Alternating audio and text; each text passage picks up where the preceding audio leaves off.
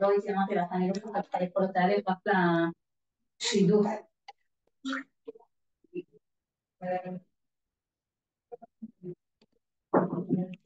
לא, אני רוצה להפעיל, כן, אני מבין. לא, את הזום, לא, דפים יש לי. כן, זהו. לפני פסח, כן, זום אני באה. מי מכין אותי היום? לא יודע, נדמה לי שיראה לי שמצא, טוב.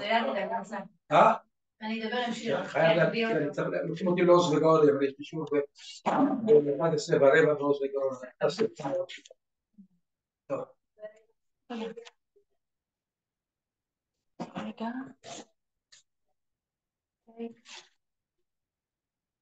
היי.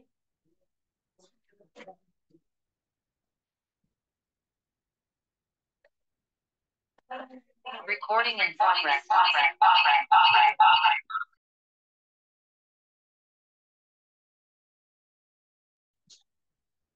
היי. טוב, רבותיי, עבר עוד חודש,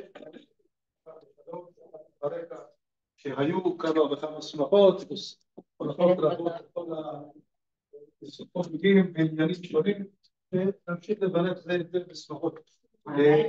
אנחנו באמצע, עשינו שלב חוליה ראשונה של הרב זקס, זה היה הפעם הקודמת. מי שזוכר, דיברנו על ספירת העומר, למה יש לנו אבלות בתקופת ספירת העומר, אז זה עשינו לפני פסח. והיום אנחנו נתקדם הלאה ונתייחס לפרשיות השבוע.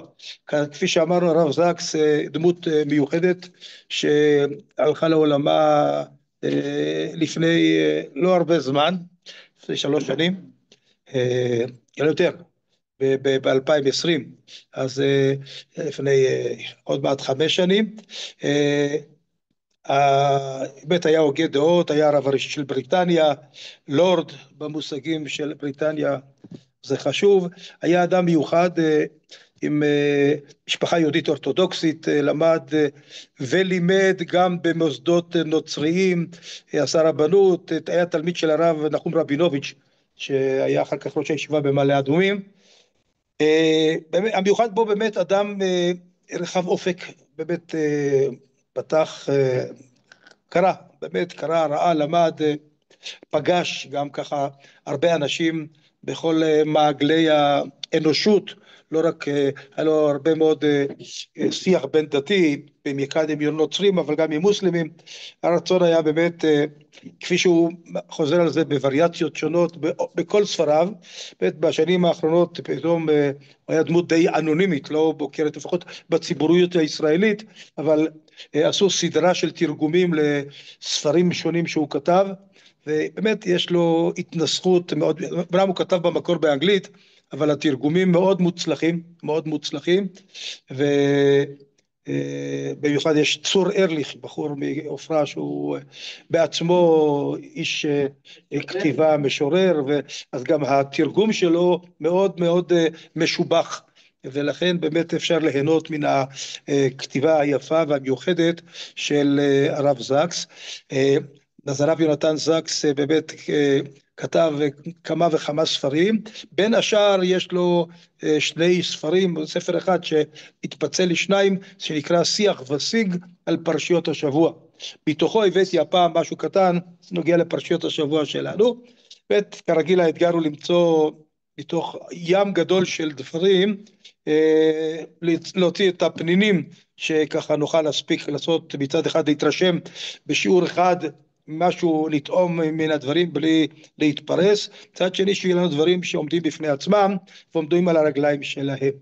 אז הוא באמת כרגיל כדרכו מצטט כל מיני כותבים מרחבי העולם, הוא קורא המון, הוא באמת בשליטה בלתי רגילה של הדברים, ואנחנו נוכל לראות היום גם את ההדגמה הזאת.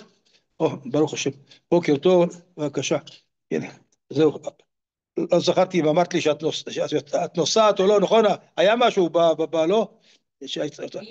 הוא יהיה משהו, טוב, זהו, לא, נתתי התראה לשם, כי יש לי פסוק שיעור בעוז וגאון ב-11:15, אני חייב לטוס לעוז וגאון, מחזירים אותי במקום לאלון שבות לעוז וגאון, אז זהו, אז יופי, תודה רבה. טוב, בכל אופן, זהו, אז אנחנו מתחילים, אז ככה, אחד, יש לי כולם, 1, 2, 4, כן, אנחנו נטוס ככה, בבקשה, יש פה, סליחה, גם פה וגם פה יש, בסדר? כן, עשו פרסום אליסה. טוב, זהו, חסר עוד אחד? הנה, בבקשה, יש עוד הרבה, אין בעיה, הנה, יש עוד אחד ועוד אחד, הנה, יש, בבקשה. הנה, יש פה עוד. יש לכולם? יופי, מצוין. אוקיי, אז אנחנו מתחילים. כפי שאמרתי לכם, הדברים מופיעים בספרו שיח ושיג, שעוסק בפרשת השבוע, והוא כותב על כל הפרשות. אני הוצאתי פה מתוך כמה דברים שיש לו על פרשת אחרי מות, הוצאתי פה משהו אחד, כפי שתכף תראו את הקשר האקטואלי של הדברים, שני דברים באמת ככה. אז ככה, 40 יום היה משה על ההר, בהר סיני, אחרי חטא העגל, דיבר פה אל פה עם השם, קיבל ממנו את חוקיו חרוטים על אבן באצבע אלוקים. זה קרה ב-40 היום, כשהוא ירד היה חטא העגל. הראשונים. כן, והוא ירד עם הלוחות בתום 40 יום הראשונים, שהתחילו לאחר חג השבועות בזין בסיוון, ונמשכו עד י' זין בסיוון, 17 בתמוז, היום שבו לפי מסורת חז"ל נשתברו הלוחות והיה חטא העגל. ואז סיפר לו השם שבני ישראל עשו עגל זהב. הוא חשב לכלותם על פני האדמה. זה היה המשבר הקשה ביותר בכל שנות היהודים במדבר, כי באמת ככה שבירה, אחרי השיא הגדול של מעמד הר סיני, פתאום הכל מתרסק לרסיסים. ומשה נדרש למצות בו את כל כישורי המנהיגות שלו. משה נמצא בסיטואציה מאוד קשה. מצד אחד הוא יודע שהקדוש ברוך הוא צודק, מצד שני הוא לא יכול לוותר על עם ישראל. והוא פה פוסח במה שקוראים מסע דילוגים בין הקדוש ברוך הוא לבין עם ישראל. כשהוא מדבר עם עם ישראל, הוא מדבר כאילו הוא העורך דין של הקדוש ברוך הוא. כשהוא מדבר עם הקדוש ברוך הוא כאילו העורך דין של עם ישראל. הוא מנהל באמת מסע דילוגים מאוד מאוד מורכב. ראשית חוכמה, הוא התפלל להשם שלא יחלה את העם. זה הדבר הכי חשוב, קודם כל, לעצור את ההידרדרות. השם הסכים, או אז ירד, כן, נכון, תראה, אם הוא ייכנס לכל הסיפור, זה אומנות, לדעת לקצר. בליל יום השואה, לפני כמה ימים, הייתי צריך לדבר באלון שבות, אחד מכמה. החליטו עשו 6 דוברים של דור שני לשואה, שכל אחד היה צריך, קיבל על עצמו לדבר על משהו מהדור של ההורים, לספר את הסיפור שלהם. עכשיו, רצו לעשות גם הנחיה קצת, והיה ילדים, נוער שלנו שניגן. ככה ניגונים, כמה ניגונים יפים, נגינה יפיפייה של הנוער שניגן מוזיקה ושירים קשרי ביניים בין לבין. ובסוף כל אחד דוברים שגמר דיבר, ירד, הדליק נר, היו 6 דוברים, 6 נרות, וכל אחד התבקש להביא איתו מישהו מן הצאצאים שלו, שילווה אותו להדלקה. בקיצור, יש לך, עכשיו, הטקס היה ברור גם שהוא חייב ברוטו, מההתחלה ועד הסוף, להיות מקסימום שעה. למה אנשים אין להם סבלנות. זאת אומרת, אם אתה מתחיל לעשות חשבונות, אתה רואה שכל אחד יש לו 4-5 דקות לדבר. אתה תחליט להגיד מה אתה אומר ב5 דקות, שמצד אחד יביע את מה שאתה רוצה להגיד, מצד שני שיהיה מספיק ברור, וזה תמיד החלטה דרמטית. כל אחד היה צריך לכתוב את הדברים, ולהכין אותם מראש, ושיבדקו אותם גם בצד הלשוני, וגם בצד הסגנוני, מבחינת שזה הכל בסדר, ואנשים צריכים, כי אם אנשים מדברים חופשי, זה לא נגמר. ובטח בחוויות מטלטלות כמו השואה, אתה יכול לדבר כל היום ולא לגמור לספר את מה שאפשר לספר, וגם אז סיפרת 0 קצהו. כן, זהו, לספר 0 קצהו. ולכן אני אומר שבאיזשהו מקום הזמן הוא, כשאדם כותב, אז הוא לא יכול לכתוב את כל מה שיש באמצע. הוא חייב להחליט אילו מרכיבים הוא מביא בהרחבה, ואילו הוא מביא כנתון רקע בלבד, למרות שבכל נתון רקע אפשר להרחיב הרבה. וזאת אומנות הכתיבה והדיבור, לדעת למקד את הדברים כדי שיהיו בריאים. של הקדמה. כן, נכון. ראשית חוכמה הוא להתפלל להשם שלא יכלה את העם. השם הסכים. או אז ירד מההר וראה את בני ישראל מצחקים סביב העגל. מיד שבר את הלוחות. הוא שרף את העגל, פיזר את אפרו במים ונתן לעם לשלוט. ואז קרא לציבור להצטרף אליו.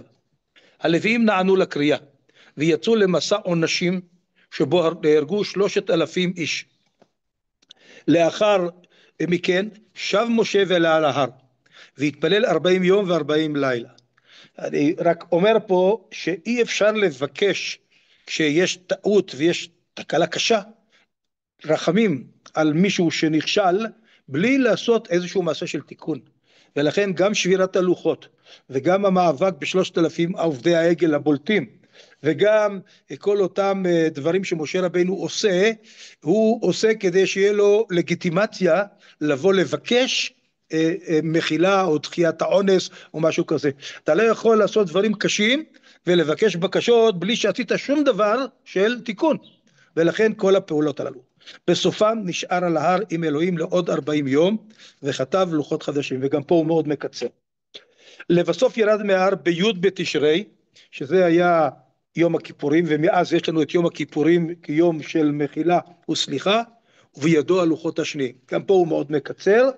אות שבריתו של השם עם ישראל נותרה על כנה, כי אם הקדוש ברוך הוא הסכים לחזור לנקודת המוצא פחות או יותר של לוחות עוד פעם, זאת אומרת אנחנו חוזרים למציאות המתוקנת לפני ההתרסקות. זה היה מפגן מנהיגות בלתי רגיל, נועז והחלטי ברגעים מסוימים, כי באמת לנהל משא ומתן מול הקדוש ברוך הוא, מה אתה תגיד לקדוש ברוך הוא מה טוב לעשות, מה לא טוב לעשות, איך לעשות, מה כן לעשות, מה לא לעשות, זה נועז מאוד. והאמירה שלו שאני אעלה לקדוש ברוך הוא ודבר איתו, וואו, זה משהו עצום. איתי ועקשנים ברגעים אחרים, באמת היה איתי, היה עקשנים, משה רבינו מתעקש, הוא לא מוותר, הוא הולך עם זה בכל הכוח. משה היה צריך להתמודד עם שני הצדדים, כפי שכבר אמרנו, להשפיע על בני ישראל, לעשות תשובה, ולשכנע את השם לכפר להם על חטאתם, על חטאם. במילים אחרות, באמת כפי שאמרתי, הוא היה עורך דין לשני הכיוונים, וכל פעם שהוא עמד מישהו, הוא ייצג את הצד השני. משה היה באותו זמן להתגלמותה של העליונה של השם ישראל. ישראל כן קראה ישראל אצל יעקב, כי שרית עם אלוקים ועם אנשים. וגם פה שורה, דהיינו שורה, מלשון ישראל שורה, נלחם עם אלוהים ועם אנשים ויכול. הוא עושה פה פרפרזה עם יעקב והמלאך שהוא נאבק והצליח. יש בזה חדשות טובות וחדשות רעות. החדשות הטובות הן, היה פעם משה. בזכותו העם שרד. החדשות הרעות, מה קורה כשאין משה וכשכמותו. התורה עצמה אומרת, ולא קם נביא עוד בישראל כמשה אשר ידעו השם פנים אל פנים. זה בסוף התורה כאשר משה רבינו מסתלק. אם תרצו זה פסוק ההספד שהתורה נותנת על משה רבינו. על הייחודיות של משה שאין כדוגמתה לא היה ולא יהיה. עם הבעיה הזאת מתמודדת עם כל האומה, תאגיד, קהילה ומשפחה. מה עושים בהיעדרה של מנהיגות הירואית? שיש משה, מצוין, יש כתפיים, יש על מי להישען, אבל כשאין, מה עושים? קל לומר, נחשוב מה משה היה עושה. זאת אפשרות להגיד שאין מישהו גדול שהיה לנו, שהסתמכנו עליו, והיינו אומרים, בוא ננסה לחשוב מה הוא היה עושה. אבל משה עשה מה שעשה, משום שהוא היה מה שהיה. אנחנו איננו משה. מסיבה זו כל קבוצת בני אדם שנגעה בפעם הגדולה מתמודדת עם הבעיה כיצד להמשיך מכאן. איך תימלט קבוצה כזו מן השקיעה העורבת לה. כי הם היו בהיי ופתאום יש וקום. איך אנחנו ממשיכים הלאה אף על פי כן ולמרות הכל. הפתרון נמצא בפרשת השבוע שלנו. היום שמשה ירד בו מן ההר ואני הבאתי את זה בגלל שאנחנו לקראת פרשת אחרי מות, וכן, אומרת, זה המצורע, אבל יש לנו את זה ככה באופק, ובאמת בדרך כלל זה הפרשות שקשורות ליום הזיכרון וכולי, אז ככה זה מתאים. היום שמשה ירד בו מן ההר עם הלוחות השניים, התקדש ליום בן על מוות, יום הכיפורים, זה היה יום כפרה, הוא הפך בלוח השנה ליום הכיפורים. יום זה ישחזר מדי שנה את הדרמה של התשובה והכפרה. אולם מעתה במתכונתו הקבועה, דמות המפתח ביום הזה תהיה לא משה, כי משה לא יהיה, אלא אהרון, לא הנביא, אלא הכהן הגדול, שנכנס לעבודת לפני ולפנים, וזהו הרי הנושא של חלקה הראשון של פרשת אחרי מות, פרשת עבודת הכהן הגדול ביום הכיפורים. זו הדרך להנציח מאורע מכונן, להפוך אותו לטקס קבוע. זאת אומרת, כשיש אירוע גדול, אז הוא גדול כמה שהוא יהיה עם כל ההשפעה שלו, אבל בשלב מסוים, איך אומרים, הוא מתמוסס. ככל שאנחנו חוזרים לשגרה, אז החוויה של האירוע הגדול הולכת ובטלה. איך אנחנו משמרים את הדברים הללו לדורות? הסוציולוג מקס ובר קרא לזה השגרה של כריזמה. השגרה זה לעשות איזה שגרתי, משהו עוצמתי, איך אנחנו משמרים אותו ומקפיאים אותו לדורות, למרות שהסיטואציות משתנות וכו' וכו'. כן, אז הוא כרגיל מצטט כל מיני ספרים שהוא קרא ומביא את התובנות שלהם.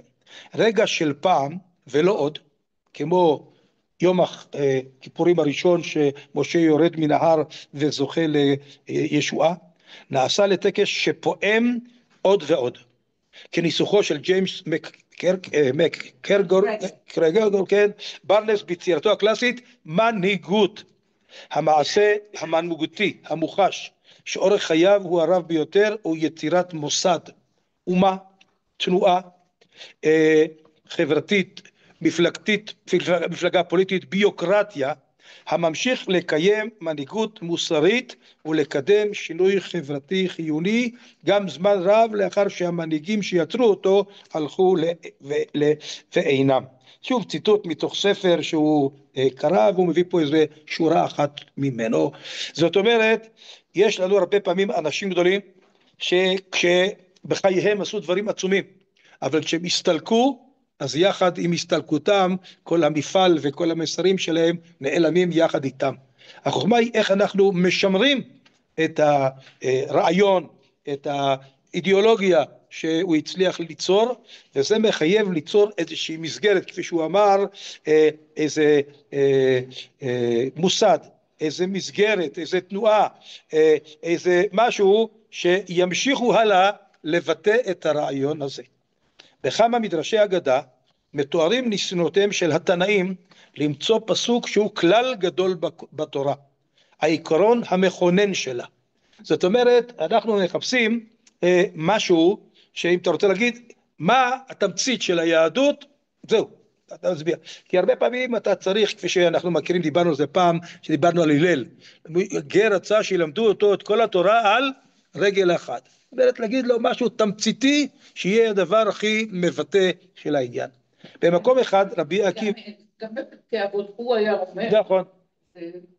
זה מוטו. מוטו. ומה המוטו? הוא היה, ואז הוא אומר. כלומר, קודם כל הוא יישם. כשאדם היה, ביצע, הדגים בחייו, אז הוא אמר. כן? ברוך אומר ועושה, אבל פה נעשה ונשמע. הוא היה... אומר, קודם כל הוא הדגים את זה, הוא יישם את זה הלכה למעשה. אז זה שמעתי פעם את הרעיון הזה שהוא היה אומר, קודם הוא היה, ואז הוא אמר, אחרי שהוא ביצע, לא לדבר תיאוריות, עם דוגמה אישית. במקום אחד, רבי עקיבא הציע את הפסוק, ואהבת לרעך כמוך, כן, כלל גדול בתורה, כולנו מכירים את זה. ובן עזאי העדיף את הפסוק, זה ספר תולדות אדם, ביום ברו אלוהים אדם, בדמות אלוהים עשה אותו. פסוק אחר שמתאר את יצירת האדם, ואת היותו נברא בצלם אלוקים, ובאיזשהו מקום, כן, מה שבעצם בן עזאי מדגיש פה את הדמות המוסרית, הייחודית של האדם בין הנבראים, ואילו רבי עקיבא מציע את הייעוד של ואהבת לרעך כמוך, את האחריות של האדם יש ביחס לחברה הסובבת אותו. מדרש אחר שמקורו אבד, באמת חיפשתי אותו, ככה תראו גם למה, מציע, אין, לא מוצאים אותו, זה רק מצוטט באיזה ספר, בהקדמה של איזה ספר צדדי, זה מעניין, ולא נמצא המדרש הזה. מציע 3 אפשרויות, האחרונה שבהן מפתיעה במיוחד. בן זומא אומר, מצינו פסוק כולל והוא שמע ישראל השם אלוקינו השם אחד. אז זה הפסוק, למה זה שמע ישראל הפך להיות מוטו מרכזי, לא צריך להסביר, אנחנו בימים שלנו יודעים שגם אנשים שהיו בשבי וכל מיני אנשים אומרים שהשמע ישראל, יום השואה, השמע ישראל הפך להיות משהו של תעודת הזהות הכי עוצמתית של עם ישראל. בן הנס אומר, מצינו פסוק כולל יותר, והוא ואהבת לרעך כמוך, מעין מה שכבר הציע רבי עקיבא, כן, בין מה שהציע רבי עקיבא, כן, בין ואהבת לרעך כמוך, כן, זה הפסוק הזה. ויש לנו פה גם את שמעון בן פזי, וזה המיוחד השלישי מתוך השלושה. מצינו פסוק כולל יותר, והוא את הכבש האחד תעשה בבוקר, ואת הכבש השני תעשה בין הערביים, שזה נוגע לקורבן התמיד. קורבן התמיד. ואז השאלה הגדולה, מה זה? אז זה שגרה, זה מה שמאוד מאוד חשוב. יפה, נכון. נכון, הנה את כבר אומרת את הדברים שהוא תכף יגיד. עמד רבי פלוני על רגליו ואמר, הלכה כבן פזי. אז הוא כותב פה למטה בהערה, המדרש מובא במבוא לפירוש הכותב על עין יעקב, קובץ קטעי האגדה בתלמוד הבבלי, מצטט אותו גם המהר"ל בנתיבות עולם, אבל אנחנו לא מוצאים את המקור שהם מצטטים, מאיפה זה לקוח. בכל אופן, זה התפרסם, וזה הפך להיות את הכבש האחד תעשה בבוקר, ואת הכבש השני תעשה בין הערביים. אז כבר אמרה בקי, שזה, מה המיוחד שבקרוב מתפלא, מה, אהבת לרעך כמוך, שמע ישראל, כל הדברים האלה אנחנו מבינים מה ביג דיל לעשות כבש אחד בבוקר, לא מבינים מה זה כלל גדול, מה הכלל הגדול פה בתורה. משמעות דבריו של בן פזי ברורה, כל האידיאלים הנשגבים בעולם, היותו של האדם טבוע בצלם אלוקים, מה שראינו זה ספר תולדות האדם, בדמות אלוהים עשה אותו, האמונה באחדות האל, שמע ישראל השם אלוקינו השם אחד, אהבת הזולת ואהבת לרעך כמוך, נשארים על הנייר כל עוד הם מתורגמים להרגלים של מעשה, שמטבעם נעשים להרגלי הלב. כולנו זוכרים רגעים של תובנה או התגלות, שבהם הבנו פתאום מהי משמעות החיים. מהי גדולה, מהו אורח החיים שאנו רוצים לאמץ. כן, היה לנו פתאום איזו סיטואציה שאמרנו, וואו, הגענו פה לאיזו נקודת אמת גדולה. יום, שבוע, או לא יכול יותר שנה לאחר מכן, ההשראה מתפוגגת, ונעשית זיכרון רחוק. ואנו נותרים בדיוק מה שהיינו קודם לכן. ודרכם של בני אדם, שוכחים. יש בזה יתרון, כי כשיש הרבה צרות, ואם היינו חיים באינטנסיביות את חוויות הצרות שחווינו אותם, אז לא היינו יכולים לשרוד. מצד שני, אנחנו בדרך השכחה מאבדים גם חוויות חיוביות, שאנחנו כן היינו רוצים לשמר אותם במלוא עוצמתם. גדולתה של היהדות היא שיש בה מקום הן לנביא והן לכהן, לדמויות נוסחות השראה, אך גם לשגרה יומיומית, ההלכה, הנוטלת חזונות מרוממים ומתרגמת אותם לדפוסי התנהגות, מעשים שאחריהם נמשכים הלבבות ובזכותם משתנים רגשותינו ואנו עצמנו. זאת אומרת, לא מספיק להגיד רעיונות גדולים, צריך לתרגם אותם לאיזושהי פעולות בפועל שהופכות את הרעיונות הגדולים למשהו שהופך להיות משהו משלנו. רק לא מזמן עשינו את כל חג הפסח ואת ההגדה ואת כל הדברים האלה, אז אנחנו כולם כבר יודעים ואיך זה עובד, אבל מה לעשות, זה הדבר שמשמר את חוויית יציאת מצרים לדורות, והיא עוברת מאב לבן והגעת לבנך, וזה ההלכה. אז נכון שהרבה פעמים אנשים מתקשים עם ההלכה והם רוצים, אתה לא תגיד לי איך לבטא ואיך לחוות, אתה לא תגיד לי, אל תגיד לי. בסוף כל אלה שלא רוצים לעשות את זה, הם מתמוססים, זה נהיה ריק. אז הסבא והסבתא עוד מקיימים, הבנים יודעים, הנכדים אפילו לא יודעים כבר. זאת אומרת, אנחנו מכירים את המוזיקה הזאת, והוא ידבר עם הילדים. חבר'ה, אין מה לעשות. אם זה לא משהו מחויב, משהו שנכנס לסדר היום הקבוע שלנו, אז זה גם נושא של תפילה. אנחנו באיזשהו מקום, את חוויית התפילה היא חוויה גדולה, רוממה, אפשר לתת את זה הרבה שיעורים, אבל אז נכון שקשה כל יום להחזיק ראש את התפילה בפאזות, בספרות גבוהות, כן, מה שאומרים, אין אדם ניצול מעניין של עיון תפילה, קשה כל הזמן להחזיק את כל הקטעים וכו' וכו'. אבל ברגע שזה קיים, זה חלק מסדר היום שלנו, אז אולי 70%, 80% אנחנו נעשה את זה ככה טכני, אבל בסוף 20% זה יהיה לנו, ישמר לנו. מי שלא מתפלל, מי שלא מצליח להיכנס לתוך הדפוסים ההלכתיים הללו, אז אין לו תפילה.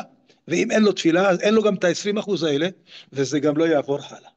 אז לא מספיק להניח תפילין בבר מצווה ולהצטלם, ואחר כך מניחים אותם בארון, צריך להניח אותם בפועל, גם אם לא כל יום עושים את החי הזה, כמו שהיה לך בהתחלה אחרי הבר מצווה, או בכל מיני אירועים מיוחדים שמניחים תפילין, כמו בברית מילה, וכל מיני דברים כאלה. לא משנה, אנחנו גם עם חלק מהדברים שאנחנו עושים, אנחנו הופכים אותם משהו טכני מצוות אנשים מלומדה, יש בזה ערך רב. אחד הקטעים המיוחדים ביותר שקראתי מימיי על היהדות ושנכתבו בידי אנשים שאינם יהודים, נמצא בספרו של ויליאם ריס-מוג על מקרו-כלכלה, השגיאה השלטת, ושוב ספר אחר. ריס-מוג, הוא מביא פה את הדמות ככה בקיצור, היה עיתונאי כלכלי בריטי שנעשה עורך הטיימס, ואשר כיהן כיושב ראש המועצה לאומנויות בבריטניה וכסגן נשיא BBC. הוא היה קתולי מאמין. את ספרו הוא מתחיל בשיר הראל מפתיע להלכה היהודית. הוא אף מסביר מדוע הוא עושה זאת. האינפלציה, הוא כותב, היא חולי של הגזמה ושל אובדן משמעת. חולי המתבטא במקרה הזה ביחס לכסף.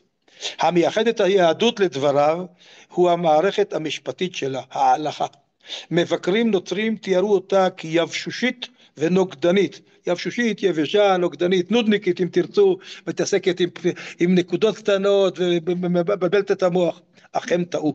לאמיתו של דבר ההלכה הייתה חיונית לשרידותם של היהודים. זה כותב הגוי הזה, כן? הוא מצטט אותו. שכן היא סיפקה אמת מידה, שעל פיה אפשר לבחון את המעשים, קבע חוקים להסדרת ההתנהגות, יצרה מוקד לנאמנות ושמה גבולות לאנרגיות של הטבע האנושי. במילים אחרות הכניסה אותנו לתוך דפוסים, כדי שנוכל לקבע ולשמר את כל הדברים הגדולים. כל מקורות האנרגיה, והאנרגיה הגרעינית היא דוגמה בולטת, צריכים כלי שיכיל אותה. בלעדיו הם נעשים מסוכנים. ההלכה היהודית פעלה תמיד ככלי להכלת האנרגיה הרוחנית והמחשבתית של עם ישראל. אנרגיה זו לא התפוצצה או התפזרה. היא נרתמה כמקור כוח מתמשך. לטענתו ליהודים יש סגולה החסרה בדרך כלל במשק המודרני, מערכת של בקרה עצמית, שתאפשר למשק לפרוח בלי זינוקים וקריסות, אינפלציה ומיתון. זה דואג לכך שהמערכת תהיה מאוזנת ומבוקרת. הדבר נכון גם באשר למנהיגות. זה הדבר האופייני לכתיבה שלו ולחשיבה שלו, יש לו ראייה מאוד רחבה, והוא עובר מתחומים רחוקים, והוא בעצם מראה שעקרונות מסוימים, הם העקרונות היסוד, הם יכולים לבוא לידי בכלכלה ובפוליטיקה ובספרות ובהלכה וכו'. הוא מצליח להבין את שורש הרעיון ולטייל איתו ולעבור איתו מתחום לתחום, וזה הדבר היפה של הכתיבה שלו, זה הבקיאות שלו באמת ברחבת האופק. הדבר נכון גם באשר למנהיגות. בספרו גלגל התנופה, מטוב למצוין, תואר תיאורטיקן הניהול ג'יימס קולינס, שהמכנה המשותף לכל החברות העסקיות המצוינות הוא תרבות של משמעת. בספרו מצוינים מבחירה, כך קוראים לספר, הוא משתמש בביטוי מצעד 42 הקילומטרים. 42 קילומטרים זה מרתון. לציון מאפיין נוסף של ארגונים מעולים, שהם מתכוננים למרתון, לא לריצת ספרינט. ריצת ספרינט זה לרוץ במפה אחת, במהירות, אני יודע, קילומטר, אני יודע, 1,000 מטר, 600, לא יודע, זה משהו קצר. הביטחון העצמי, הוא אומר בספרו זה האחרון, בא לא מנאומי, מה כתוב פה? מוטיבציה, נותנים השראה כריזמטית, מסיבות מורל, וזה גם חשוב, אופטימיות חסרת בסיס או תקווה עיוורת. הוא בא מעשיית המעשה יום אחרי יום, שנה אחרי שנה. חברות מצוינות מנהיגות משמעת ספציפית, שיטתית ועקבית. הן מעודדות אנשים למשמעת עצמית ולאחריות. הן נמנעות מתגובת יתר לשינוי, ויהיה זה שינוי לטובה או לרעה. מבטן מופנה תמיד אל האופק הרחוק. מי שצריך לרוץ 42 קילומטר, צריך לחשוב גם בקילומטר הראשון והשני, כמה אנרגיה להשקיע כדי להגיע לסוף. אם יש לך משהו לגמור קילומטר, זה בסדר, זה עובר תוך זמן קצר וזהו. ומעל הכל הן אינן תלויות במנהיגים הירואיים וכריזמטיים, שכן הללו במקרה הטוב מרוממים את החברה לזמן מה, אך אינם יוצקים בה את חוזק העומק הדרוש לה לשגשוג לאורך ימים. אתה רוצה לעשות שינוי דרמטי שימשך זמן, לא משהו ככה רגעי חד פעמי, אתה חייב ליצור ראייה ארוכת טווח עם התנהלויות כדי לשמר בתוכם את ההצלחה, כי אחרת אחרי זמן. הדוגמה הקלאסית, אם תרצו אני אכנס שוב לראש שלו בכיוון אחר, הדיאטה. אנשים עשו בדיקות דם, אמרו להם נו, הוא אמר כן, מעכשיו אני כבר א' ב' ג' ד'. אחרי שבועיים הוא קצת שכח ונגמר הסיפור. אם אתה לא משנה את ההתנהלות שלך, את הרגלי האכילה שלך, את ההתנהלות שלך, לא עשית כלום, ולא משנה כרגע כמה כסף תשלם לקורס דיאטני כזה או אחר, אם לא תקפיד על הדברים, חבל לך על הזמן. הדוגמה הקלאסית לקנות שנשכו ברנס, ריסמוג וקוליס היא התמורה שהתחוללה בין פרשת כי תישא לפרשת אחרי מות. פרשת כי תישא זה בין יום הכיפורים הראשון, שמשה רבנו ירד מההר, והקדוש ברוך הוא אומר לו סלחתי כדבריך, בהר סיני. ליום הכיפורים השני, יום כיפורים לדורות, שאז נדרש הכהן הגדול להיכנס לעבודת הקודש ביום הכיפורים, וזה הפך להיות כבר משהו קבוע. בין מנהיגותו ההירואית של משה, אבל הוא ייעלם לנו בשלב מסוים, לבין המשמעת הכהנית השקטה והמצטנעת של יום תשובה וכפרה אחת לשנה, וזה כבר נכנס הלאה לאורך כל ההיסטוריה. כל שנה יש יום כיפור, וגם בשנה הבאה נצטרך יום כיפור, כי בין יום כיפור ליום כיפור אנחנו גם נעשה שטויות כל פעם מחדש, וזה גם מובנה בתוך השטח, שאנחנו לא נצליח להישאר בהיי, שהיינו רוצים אולי, באמת בכנות, אבל מה לעשות, העובדה מוכיחה שבני אדם לא מצליחים לעמוד בסטנדרט הזה, ומראש לוקחים בחשבון שגם בשנה הבאה נצטרך יום כיפור, וטוב שיש לנו את המנגנון הזה כל פעם מחדש. זאת לא רמאות, זאת אמת שמכירה בחולשות של הטבע האנושי, וצריך אבל שתהיה מסגרת, כי אם תגיד עשינו פעם אחת ולא הצלחנו, ירדנו מזה, לא, זה לא שואלים אותך, זה לא תלוי בך, כל שנה יהיה יום כיפור. הפיכתם של ערכים לקודים של מעשה, מה שקוראים הלכה, מצוות, כן? המעצבים מצידם את הרגלי הלב, את ההרגשות, את המחשבות, היא לב ליבן של היהדות ושל המנהיגות. אל לנו לאבד את ההשראה שנסחו בנו הנביאים. נתנו לנו רעיונות גדולים, חוויות גדולות, רוממות רוח, אבל אסור גם לאבד את הרגלי השגרה הללו, ההופכים אידיאליים למעשים, וחלומות למציאות ממושכת או מתמשכת, איך שתרצו, וזה בדיוק הרעיון של מה שאמרנו, עם הכבש האחד תעשה בבוקר, ואת הכבש השני תעשה בערביים. דהיינו, יש עבודה יומיומית. יש טקסים גדולים, יש חגיגות גדולות, יש טקסים מרוממים, אבל השאלה היא, מה עושים ביומיום? איך משמרים בקביעות את נוהלי ההתנהלות היומיומית? ובאמת, היכולת לגבש לעצמך סדר יום ראוי, יומיומי, אפילו שגרתי עד כדי שגרה מעייפת, אבל זה מה שמבטיח לך שאתה נכנס לתוך סטנדרטים של חיים נכונים, ואתה באיזשהו מקום משמר אותם הלאה לאורך שנים. וזה באמת הרעיון של הכלל הגדול בתורה, כי כל הדברים הגדולים, ואהבת לרעך כמוך, ואחדות השם, וכל הרעיונות הכי גדולים, אם לא תהיה איזו מסגרת מעשית שתתרגם אותם ותהפוך אותם למשהו מעשי, הכל יתנדף והיה כלא היה. אני חושב שזה יפה מאוד, רעיון יפה מאוד, לדבר בין יום הכיפורים האותנטי הראשון, שהיה רומה מאוד, לבין לקבע את זה לדורות, וזאת תפיסה מאוד חשובה. עוד נושא יפה, מעניין, שאני רוצה להתייחס אליו עכשיו, והוא גם מופיע בעיון שם בהמשך, האומץ להודות בטעות. בהמשך לכבר שדיברנו קודם. לפני כמה שנים, ביקר אצלי, הוא היה אדם מאוד ככה, פעיל חברתי נקרא לזה, הוא היה לו מפגש עם כל מיני אנשים מיוחדים, הסתובב ככה עם אנשים מהצמרת החברתית, גם העולמית. אז הוא מספר לפני כמה שנים, ביקר אצלי שגריר ארצות הברית בבריטניה, אז פיליפ ליידר. הוא סיפר לי על מיזם מרתק שהוא ואשתו השיקו ב-1981. הם הגיעו למסקנה שרבים מבני גילם ימצאו את עצמם בעתיד הלא כל כך רחוק בעמדות השפעה וכוח.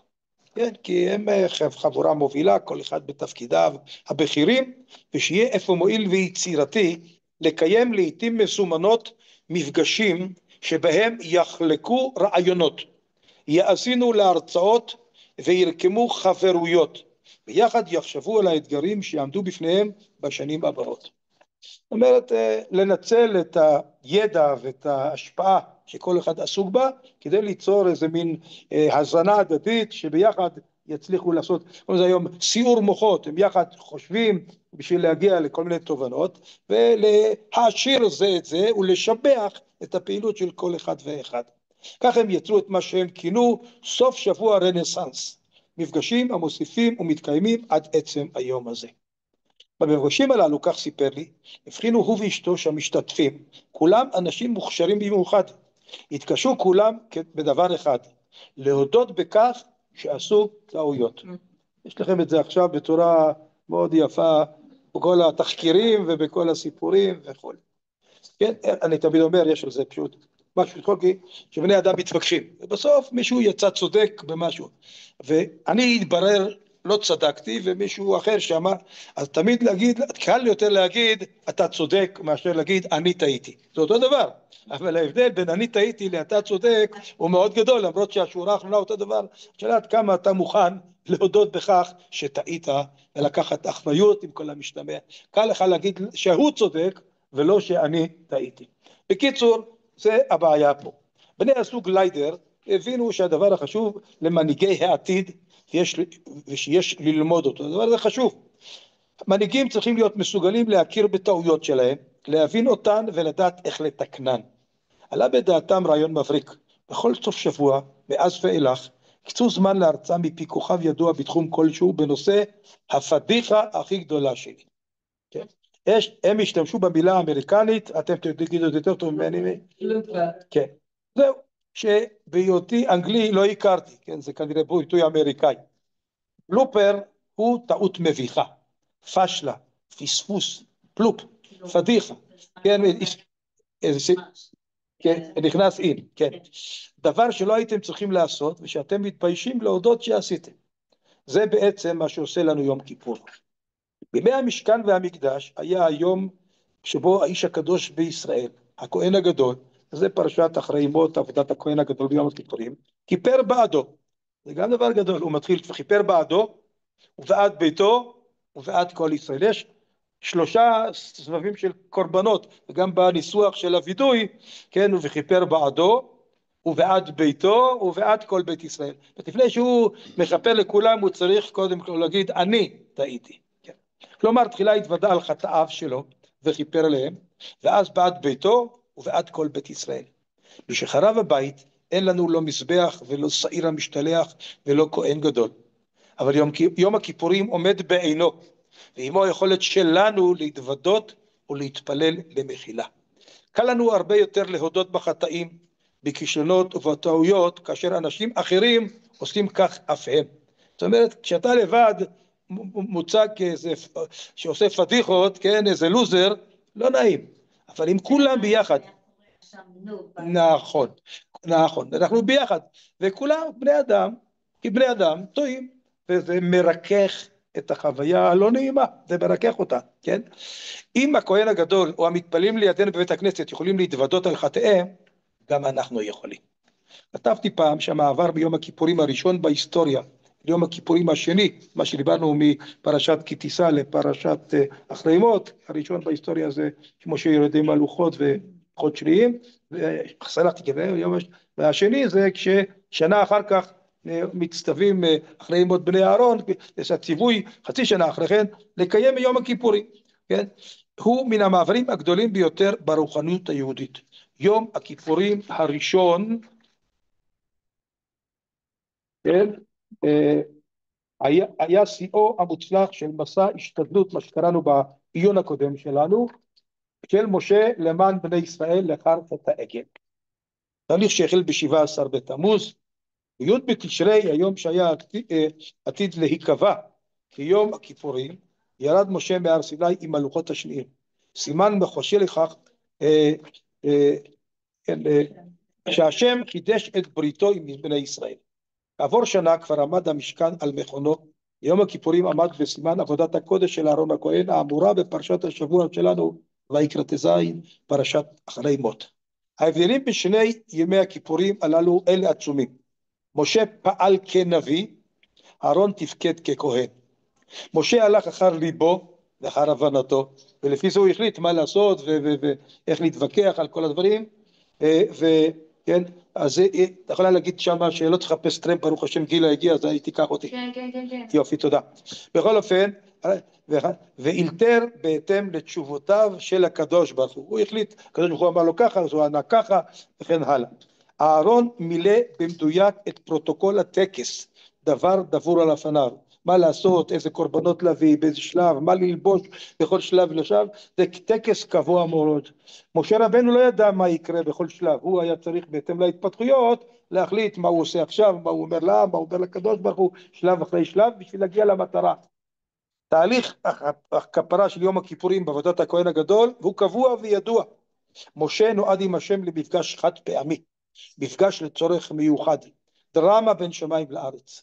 אהרון להפך, הוא ביצע הנחיות שנקבעו מראש ולא השתנו לעולם, כל עוד יהיה מקדש. תפילתו של משה למען העם נועזת, חוצפה כלפי שמיה כדברי חז"ל. סייע במילים המאודעות, ואתה, אם תישא חטאתם ואם אין, מכן הנה מספרך אשר כתבת. וואו, איזה אולטימטום מציב משה רבנו לקדוש ברוך הוא, אם אתה לא רוצה לכפר עליהם, אז אל תוותר גם עליי. אני יחד איתם, כי הרי הוא הציע שהוא ירוג אותם, והוא יתחיל עם משה רבנו כאברהם אבינו חדש.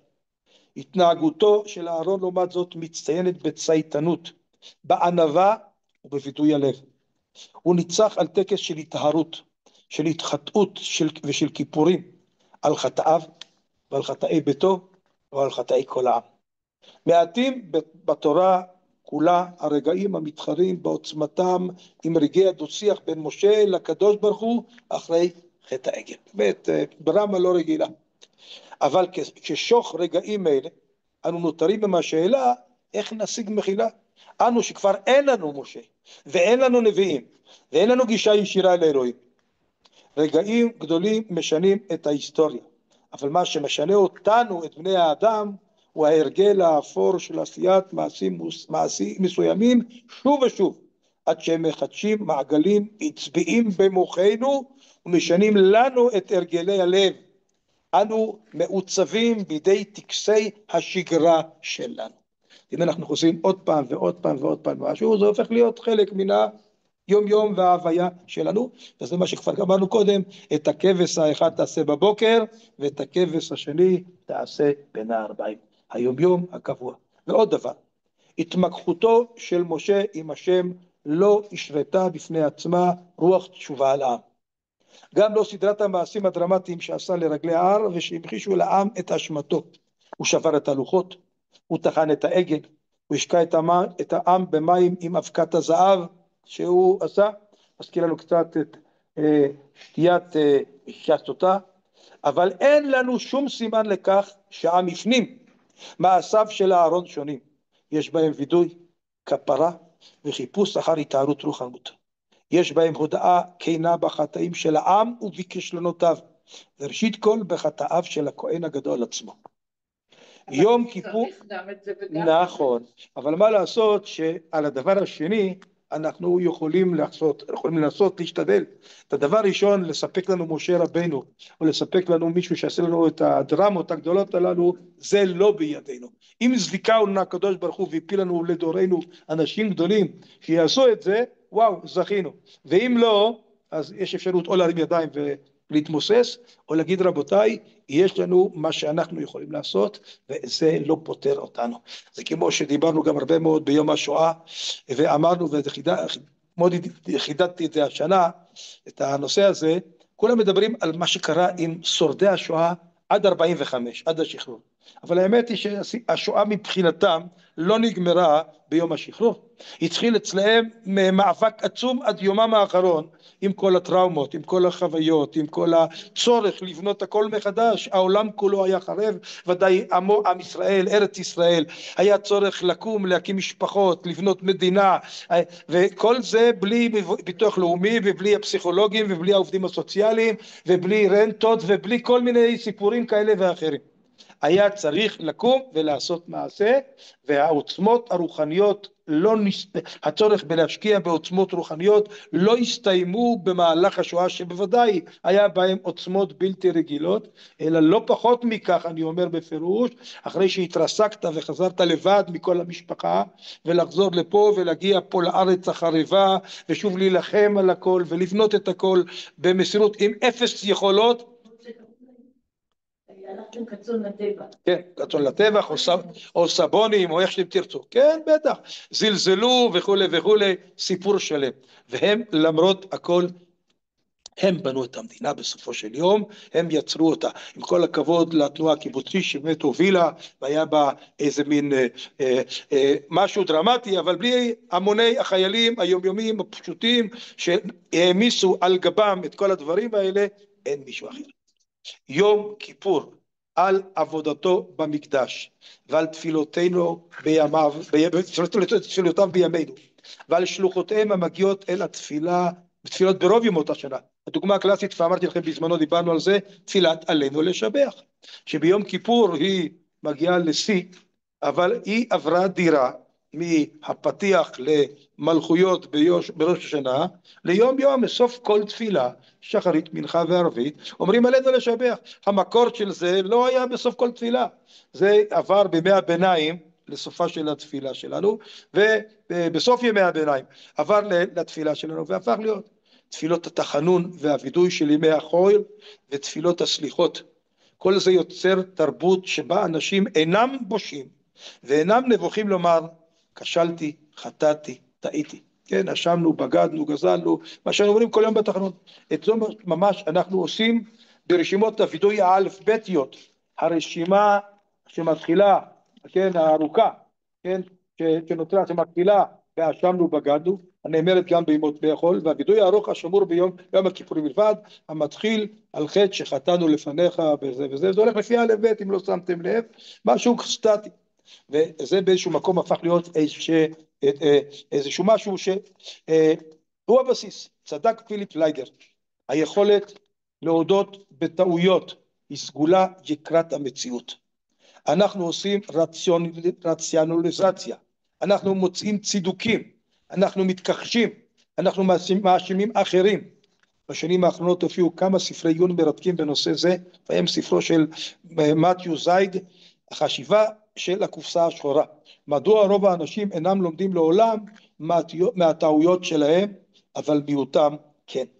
ספרה של קתרין שולץ, לטעות, הרפתקאות בשולי השגיאה. בספרם של קור טלוויס ואליוט ארנסון, שנעשו טעויות לא על ידי, בסוגריים, כן. היה טעויות, אני לא בעסק. פוליטיקאים מתקשים להודות בטעויות. כך גם רופאים, שגיאות רפואיות שניתנות למניעה גורמות בארצות הברית ליותר מ-400,000 מקרי מוות בשנה. כך הוא גם אצל בנקאים וכלכלנים. שהם עושים טעויות, ומי שמשלם את המחיר זה האיש הקטן. את התמוטטות הפיננסית ב-2008 חזה וורד באפט עוד ב-2002.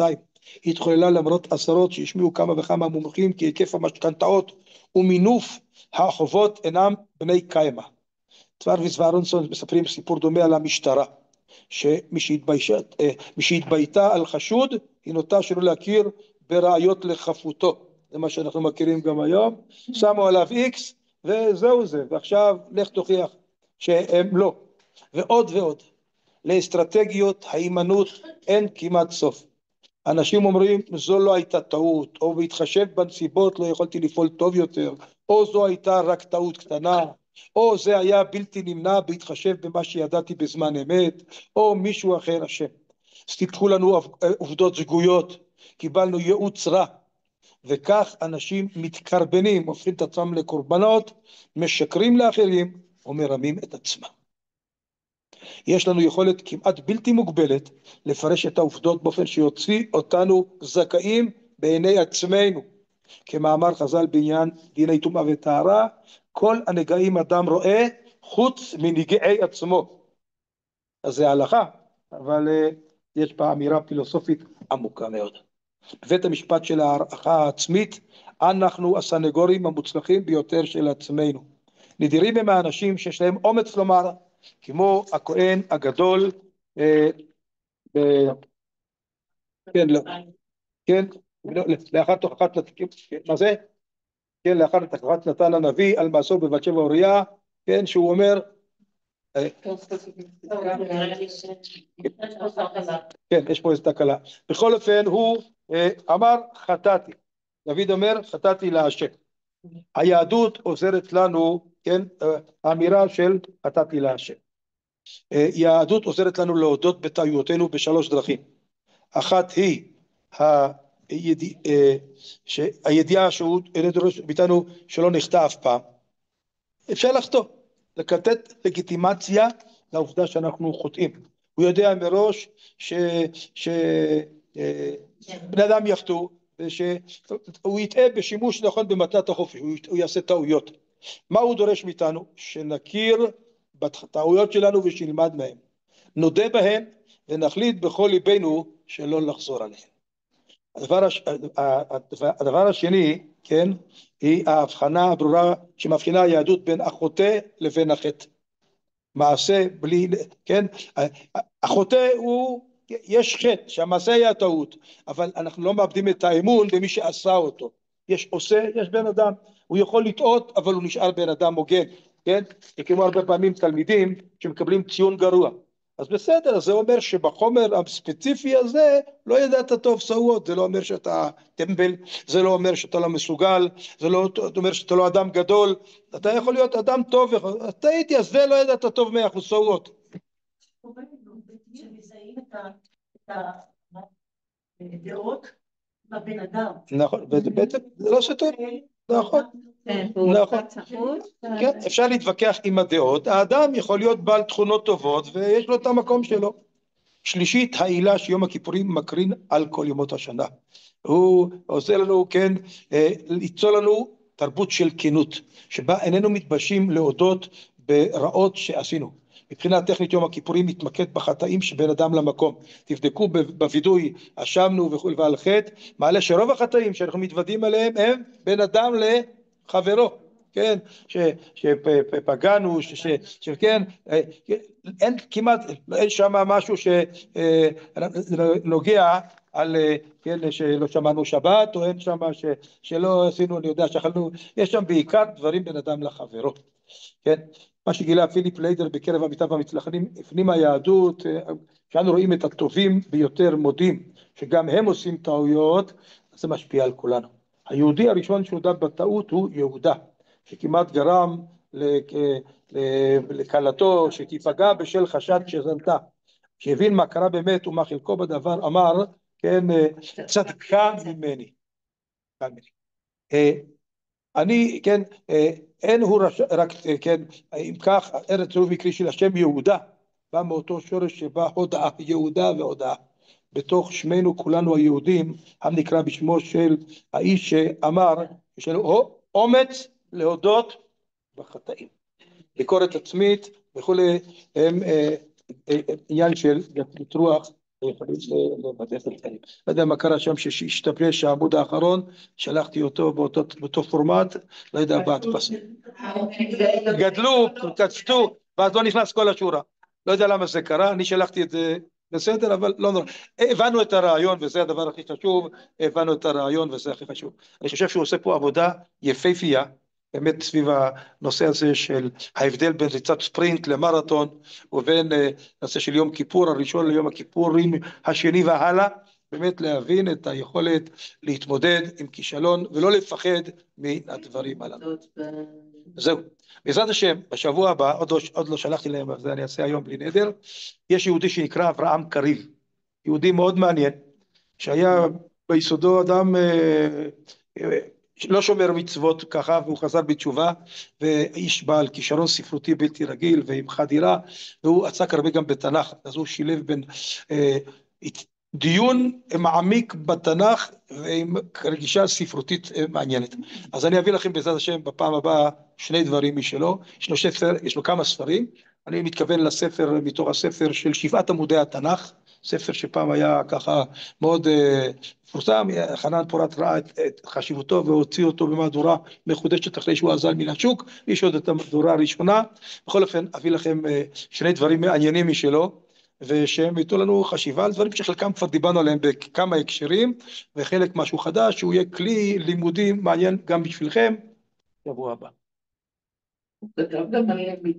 כן, יש לו ספר בסוד שיח שמדבר גם על חז"ל ומדרשים, יש לו כמה ספרים. הספר 7 עמודי התנ"ך נוגע לפרשיות תנ"כיות ועל התנ"ך, והחלק השני באמת בסוד שיח או משהו בסוד חכמים, משהו עם שיחת חכמים, כן, יש לו את הספר השני. יש לי את שניהם, אבל מכיוון שאנחנו עוסקים בה, להביא באמת את הדברים מתוך החלק הראשון. כן.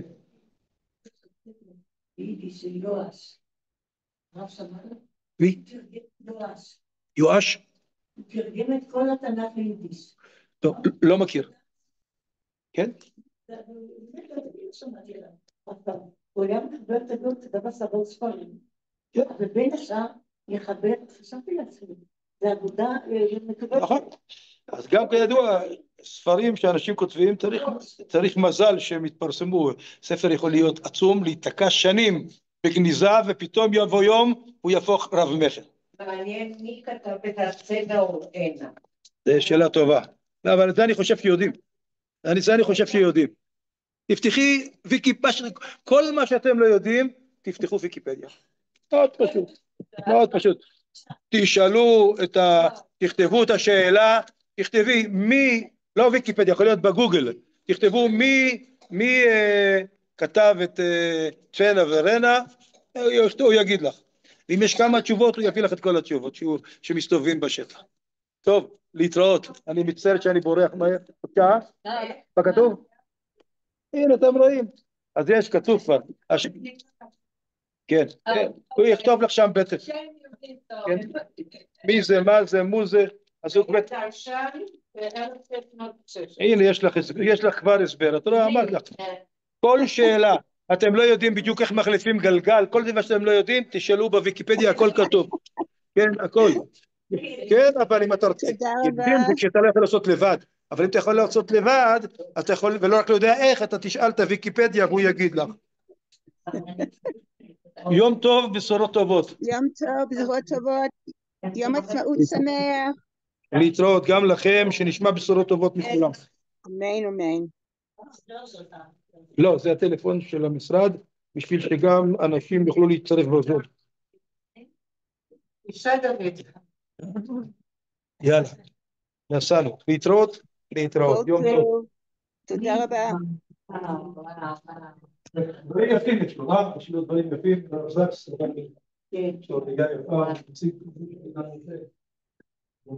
רגע, that's the son of who? So it's Shiva's?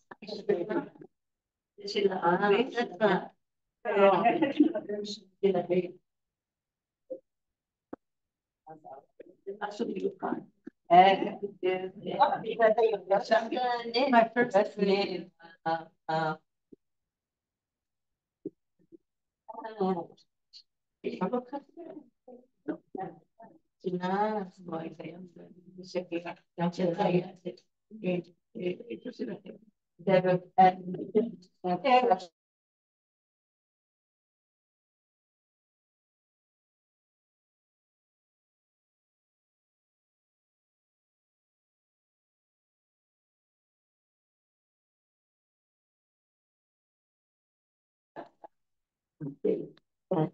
מה נשמע? מה שלומך? רגע. יפה, מה שאת לובשת. רציתי להגיד תודה. מאוד יפה. נכון, מאוד יפה. אתם כל הזמן מחמיאות לי.